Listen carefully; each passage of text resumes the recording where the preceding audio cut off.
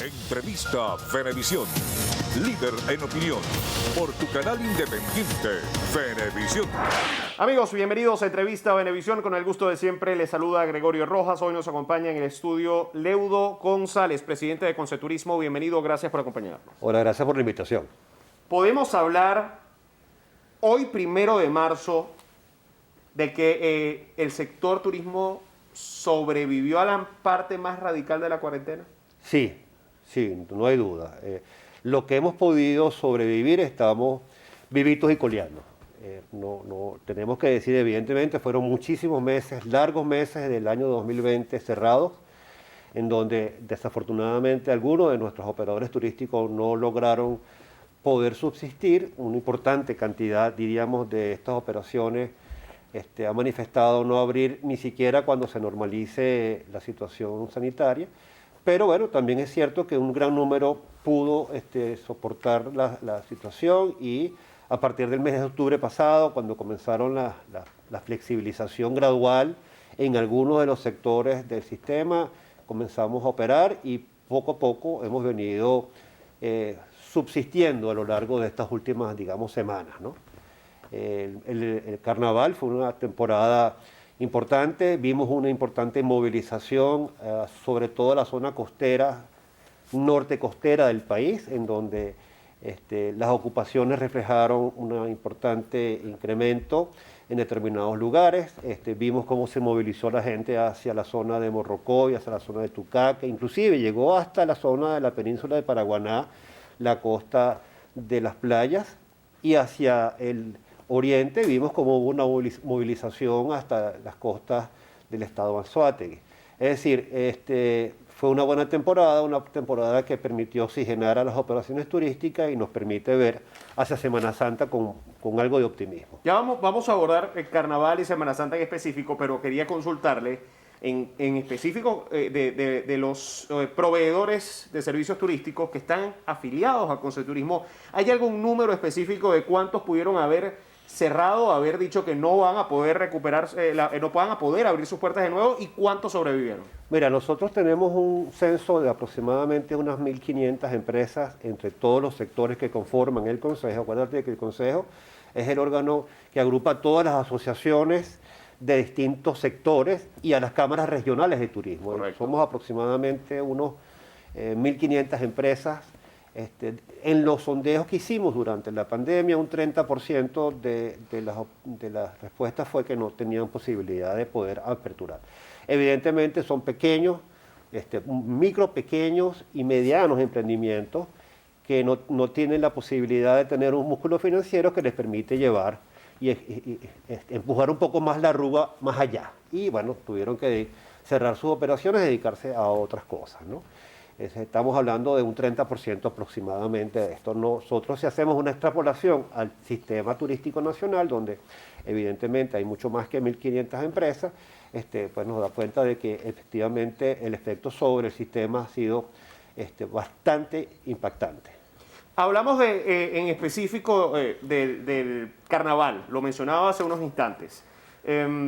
Yo, en algunas informaciones que se daban, se llegaba a hablar del 100% de ocupación en los hoteles, y hablo de un caso en específico, Morrocoy. Hablo de las playas de Falcón, de la costa oriental de Falcón. Y uno veía viernes y sobre todo el sábado de carnaval que habían largas colas en el peaje de Boca de Aroa. Ese 100% es en base al 40% que se había definido por parte del Estado como un aforo seguro. ¿Se puede decir que era el 100% en base a eso o se extralimitó esto? Bueno, la información que nosotros recogemos de las asociaciones que nos informan su data formal, Correcto, se da cuenta de que es el 100% del aforo permitido. O sea, acuérdate que el aforo permitido es el 40% de la capacidad del establecimiento. Sin duda, yo pienso que en algunos casos pudo haberse extralimitado esa capacidad y se pudo haber sobrepasado esa condición del 40% del establecimiento. Y esto lo vimos no solamente en la zona de Morrocoy, también lo pudimos ver en la zona del estado Miranda o en la zona del estado de La Guaira, donde hubo mucha afluencia hacia esta zona costera y donde evidentemente la oportunidad de prestador de servicio turístico fue, bueno, mira, voy a llegar hasta donde pueda llegar. Esperamos que no haya sido la generalidad de los casos, porque realmente nosotros abogamos hacia una movilización responsable que nos permita ver hacia el futuro con más optimismo. Si nosotros mismos nos caemos en el descuido del control de la capacidad de alojamiento, del distanciamiento físico, del aforo permitido en las playas, pudiéramos estar haciéndonos un flaco favor hacia el futuro, porque no queremos evidentemente que el tema pandemia pudiera tener una incidencia en la operación. Entonces, ciertamente podemos hablar de que hay algunos lunares que pudo haberse extramitado la condición establecida, pero en la generalidad de los casos se habló de un aforo del 40% permitido y ciertamente un 100% de ese aforo. Exacto. Ahora, pensando en Semana Santa, y aquí viene otra variable importante, las rutas aéreas, Sí. porque se sabe que las rutas aéreas han complicado de cierta forma el traslado de mayor cantidad de temporadistas, de visitantes, de turistas a distintas partes del país, sobre todo cuando alguien quiere viajar a una parte lejana, por ejemplo Caracas-Mérida, entre otras cosas. ¿Cómo se presenta el panorama para Semana Santa considerando esto y sobre todo pensando en el destino que más depende de las rutas aéreas, que es la isla de Margarita? Sí, bueno, fíjate, ahí hay varios elementos que tenemos que tomar en cuenta en la ecuación. En este momento, la demanda de vuelos hacia Margarita está copada. Las frecuencias que se tenían acordadas para la semana de flexibilización están agotadas. El cupo está tomado, por decirlo de alguna forma. Al contrario, estamos tratando de ver si se pueden conseguir nuevas frecuencias para poder atender a la demanda para Margarita. Ahora, Margarita es uno de los destinos turísticos del país, quizás el más importante, y nosotros celebramos que haya una movilización hacia la isla. Pero también hay otros destinos turísticos del país que dependen de la ruta aérea, que no se han abierto en ningún momento desde el año pasado. Ya vamos a un año desde que se decretó el estado de excepción y no han podido abrir sus operaciones. Y también estos sitios necesitan recibir, pues desde el punto de vista turístico, la afluencia y la movilización de personas que le permitan dinamizar sus economías. Te estoy hablando principalmente de la zona de los estados andinos, donde desafortunadamente el tema traslado vía terrestre dependen del abastecimiento de la gasolina y bueno, tener la posibilidad de utilizar el aeropuerto del Vigía para poder trasladar turistas hacia esa zona es muy importante. Pero no puedo solamente hablar de los estados andinos, también hay que hablar de todos los estados en el país. El estado Bolívar está completamente aislado. Solamente hay una ruta que va hacia Canaima desde Puerto Ordaz, pero no hay rutas que lleguen hasta Puerto Ordaz desde ninguna parte de Venezuela. Y así podemos hablar de cada uno de los aeropuertos. Entonces, realmente lo que nosotros creemos que sería conveniente es empezar a flexibilizar progresivamente y responsablemente, de acuerdo a los lineamientos que establezcan las autoridades sanitarias, pues la posibilidad de que a estos aeropuertos también se les permita aperturar sus operaciones. Y luego el otro elemento que también es importante decirlo es que haya suficiente información de la disponibilidad de la gasolina, del combustible, porque vimos cómo en Carnaval hubo mayor disponibilidad y la gente se movilizó un poco con prueba y error. Mira, conseguí gasolina y eso se corrió la voz y la gente se movilizó. Pero para los estados, digamos, más alejados, esta información no se recibió. Entonces mucha gente desistió de trasladarse hacia la zona de los Andes o hacia la zona del oriente del país porque hay el temor de no conseguir la gasolina. Pero si efectivamente se recibe la información oportunamente de que va a haber abastecimiento, seguramente eso alienta a la gente para que se tome la decisión y se movilice hacia el resto del país. Hay un tema clave en el caso específico de Margarita, que seguimos tocando el tema de Margarita, pero que también compete a Paraguaná.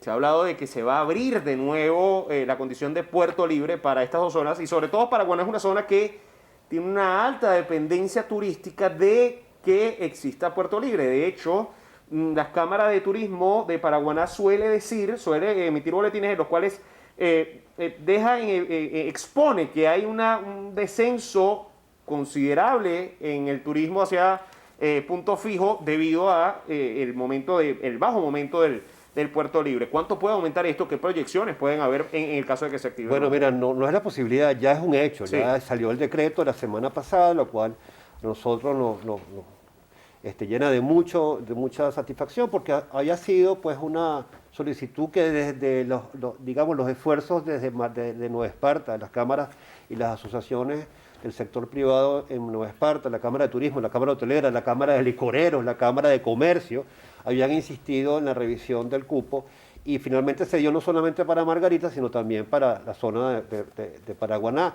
con lo cual nosotros creemos que debería haber un impulso hacia las visitas comerciales a esa zona, evidentemente. En Carnaval, por ejemplo, los hoteles del punto fijo, alejados de la playa, tuvieron una ocupación bastante baja en comparación con el resto del estado. Con esto posiblemente nosotros podamos ver cómo la gente decide irse a Paraguaná, no solamente con el tema, digamos, de recreación en una playa, sino también con el tema comercial, para tratar de ver si se consigue alguna oportunidad en la zona libre de Paraguaná. O sea, esto es una decisión acertada, creemos que esto va a motivar a la movilización y a las visitas hasta estas zonas. Pensando ya más allá, hay una brecha importante desde Semana Santa hasta lo que en teoría deberían ser vacaciones estudiantiles, las vacaciones de agosto, y por supuesto van a haber algunos puentes, 24 de junio, gente que va a tomar el 24 de junio. ¿Qué se espera para el último cuatrimestre del año?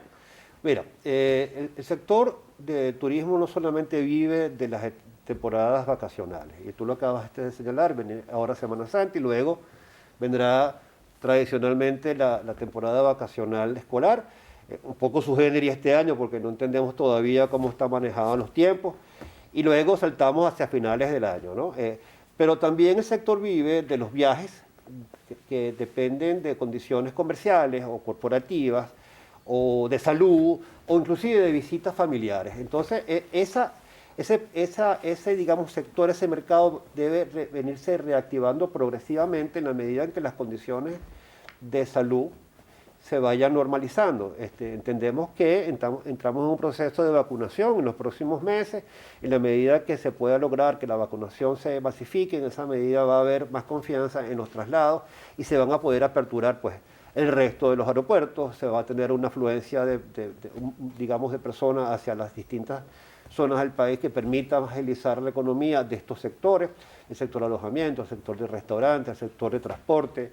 Evidentemente hay un derrame de gasto turístico hacia las operaciones turísticas, pero esto va a ser, en la medida que nosotros lo vemos, progresivamente, no vamos a ver grandes movilizaciones de personas. Y aquí hay que decirlo, en la medida en que el sector económico, digamos, la economía se reactive, se dinamice y se empieza a generar una dinámica de generación de ingresos al resto de los sectores, eso va a permear transversalmente al sector turístico, que depende evidentemente que el resto de los sectores estén activados.